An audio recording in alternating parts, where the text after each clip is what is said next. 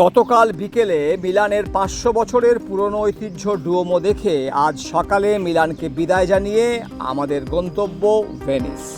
Milan central station থেকে মাত্র কয়েক ঘন্টার ট্রেন যাত্রা, কিন্তু এই যাত্রার শেষে অপেক্ষা করছে পৃথিবীর অনন্যতম এক শহর, যে শহরে রাস্তার চেয়ে জলপথ বেশি। আর সেই স্বপ্নের শহরের উদ্দেশ্যে আমাদের যাত্রা শুরু হলো। উত্তর ইতালির মনোরম প্রাকৃতিক দৃশ্য দেখতে দেখতে কখন যে সময় কেটে গেল টেরই পেলাম না। অবশেষে ট্রেন প্রবেশ করছে ভেনেজিয়া সান্তা লুসিয়া স্টেশনে। এবার ট্রেন থেকে নেমে পড়ার পালা। আর এখান থেকেই শুরু হতে চলেছে এমন এক অভিজ্ঞতা যা পৃথিবীর অন্য কোনো শহরের সঙ্গে মেলে না। দেখা যাক জলের উপরে ভাসমান এই শহরে আমাদের জন্য কী বিস্ময় অপেক্ষা করছে। ভেনিস সান্তা লুসিয়া স্টেশন থেকে বের হচ্ছি আমরা। স্টেশন থেকে বের হতেই চোখে পড়ল সেই গ্র্যান্ড ক্যানাল, আর গ্র্যান্ড ক্যানালের ওপারে সবুজ গম্বুজওয়ালা সান সিমিওনে পিকোলো চার্চ। শতাব্দী প্রাচীন এই চার্চ ভেনিসে আসা প্রত্যেক টুরিস্টকে এভাবেই স্বাগত জানিয়ে চলেছে সেই আবহমান কাল ধরে। প্রথমেই ভিন্নতার স্বাদ। স্টেশন থেকে বেরোতেই কোনো গাড়ির হর্ন নয়, আমাদের স্বাগত জানালো এই সুরের মূর্ছনা।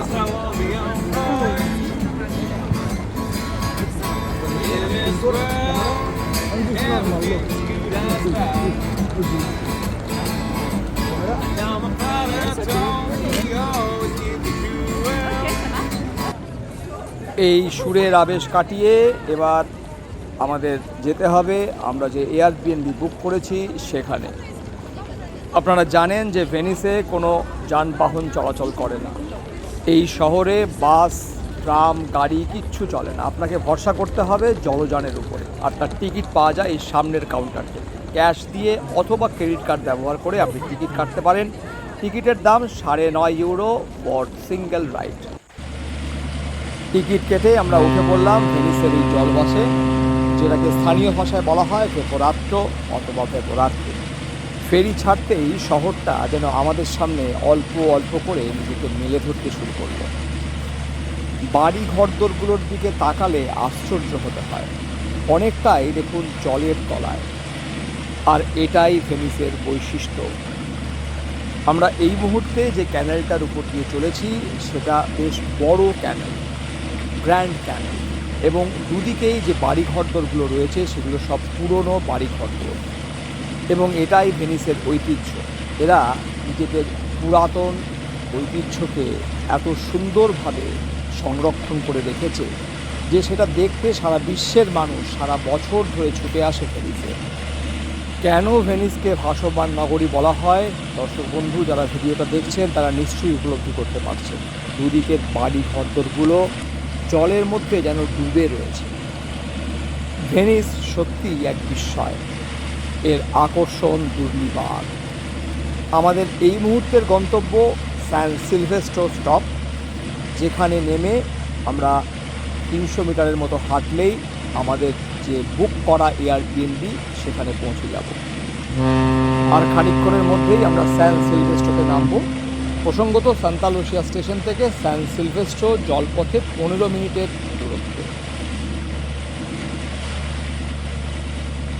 জলপথের সেই ছোট্ট সফর শেষে পৌঁছে গেলাম আমাদের থাকার জায়গায়। ঘরে ঢুকেই চোখ চলে গেল ছাদের দিকে। বিস্ময়ে অবাক হয়ে গেলাম, এরকম একটা পেন্টিং আমরা যে ঘরে থাকব সেই ঘরের ছাদে থাকতে পারে, এটা আমাদের কল্পনার বাইরে ছিল। এটা সত্যিই একটা দুর্লভ পাওয়া। দর্শক বন্ধু, নিশ্চয়ই বলতে হবে না এই মুহূর্তে আমরা দাঁড়িয়ে রয়েছি সেই আইকনিক রিয়াল্টো ব্রিজের সামনে। সারা পৃথিবীর ভ্রমণ পিপাসু মানুষ স্বপ্ন দেখেন এই রিয়াল্টো ব্রিজের সামনে এসে ছবি তোলার। আর আজ আমরা এই রিয়াল্টো ব্রিজের সামনে দাঁড়িয়ে রয়েছি। ভাবলে এক অদ্ভুত শিহরণ। খানিকক্ষণ আগেই আমরা ভেনিসে আমাদের এয়ারবিএনবিতে ঢুকেছি, কিন্তু রিয়াল্টো ব্রিজের দুর্নিবার আকর্ষণে আমরা আমাদের এয়ারবিএনবিতে বেশিক্ষণ থাকতে পারিনি। আমাদের এয়ারবিএনবি থেকে মাত্র 300 মিটার দূরত্বের এই রিয়াল্টো ব্রিজে আমরা সকলে চলে এসেছি। এতদিন যে রিয়াল্টো ব্রিজকে দেখেছি শুধুমাত্র ছবিতে, সেই রিয়াল্টো ব্রিজের সামনে জাস্ট ভাবা যাচ্ছে না। ক্যানালের দুই পাড়েই মানুষের ভিড়, কিন্তু এত ভিড় সত্ত্বেও জায়গাটার মধ্যে অদ্ভুত একটা প্রশান্তি রয়েছে। এখানে কাউকে জোরে কথা বলতে দেখছি না, দ্রুত হাঁটতে দেখছি না, সবাই যেন জায়গাটার মধ্যে ডুবে আছে।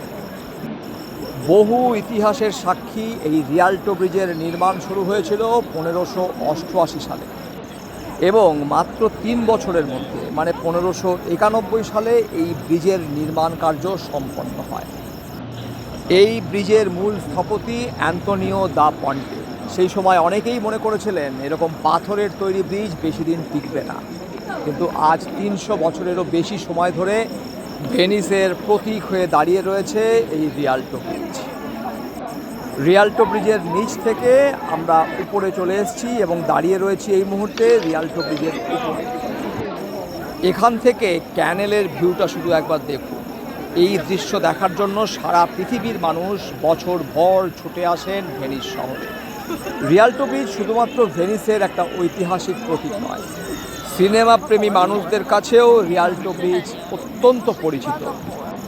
বিখ্যাত হলিউড সিনেমা দ্য ট্যুরিস্ট, যেখানে অভিনয় করেছেন অ্যাঞ্জেলিনা জোলি, তার অনেক দৃশ্য এই রিয়াল্টো ব্রিজ এবং গ্র্যান্ড ক্যানালে শুটিং হয়েছে। 2019 সালে নির্মিত আর এক Hollywood cinema Spiderman far from home, তারও গুরুত্বপূর্ণ অনেক দৃশ্য এই রিয়াল্টো ব্রিজ এবং সংলগ্ন জায়গাতে শুটিং হয়। আজকের ওয়েদার মেঘাচ্ছন্ন, কিন্তু মানুষের ভিড়ের কোনো কমতি নেই। খানিকক্ষণ আগেই আমরা ভেনিস এসে পৌঁছেছি। আগামীকালও আমরা ভেনিসেই থাকছি, তাই সকালবেলাতে আবার রিয়াল্টো ব্রিজে আসার সুযোগ রয়েছে এবং অবশ্যই আমরা রিয়াল্টো ব্রিজে আবার কাল সকালে আসব। এছাড়াও ভেনিসের আরেক প্রধান আকর্ষণ সেন্ট মার্কস স্কোয়ার, সেখান থেকে আগামীকাল সূর্যাস্ত দেখার পরিকল্পনা আছে। এখান থেকে এবার আমরা আমাদের এয়ারবিএনবিতে ফিরে যাব। আজকের ভিডিওতে এ পর্যন্তই। এর পরের ভিডিওতে থাকবে ভেনিসের ওয়াকিং ট্যুর এবং সেন্ট মার্কস স্কোয়ার থেকে সূর্যাস্তের ছবি এবং বর্ণনা। আশা করি দর্শক বন্ধুদের মধ্যে যারা সম্পূর্ণ ভিডিওটা দেখলেন তারা নিশ্চয়ই এটা ফিল করতে পারছেন যে ব্যাকপ্যাকার্স নোটবুকের সঙ্গে ঘুরতে আসা মানে শুধু ঘোরা নয়, সেই জায়গাটার ফিল নেওয়া, সেখানকার মানুষদের সংস্পর্শে আসা এবং সমগ্র শহরটার যে ভাইবস সেটা অনুভব করা। আপনাদের মধ্যে যারা আগামী দিনে ব্যাকপ্যাকার্স নোটবুকের সঙ্গে এভাবেই ইউরোপ ঘুরতে যেতে আগ্রহী, তারা স্ক্রিনে দেওয়া নাম্বারে যোগাযোগ করতে পারে। আমাদের সঙ্গেই আপনাকে ইউরোপ ট্যুরে যেতে হবে এরকম কোনো কথা নেই। ইউরোপ ট্যুর আপনি নিজেও করতে পারবেন এবং এই সংক্রান্ত যে কোনো সহায়তার জন্য, যে কোনো ডাউট ক্লিয়ারিং করার জন্য এই স্ক্রিনে দেওয়া নাম্বারেই যোগাযোগ করতে পারেন। এই ধরনের সংশয় দূর করার জন্য কিংবা সাধারণ সাহায্যের জন্য we do not take any charges. ধন্যবাদ, ভালো থাকুন এবং সুস্থ থাকুন।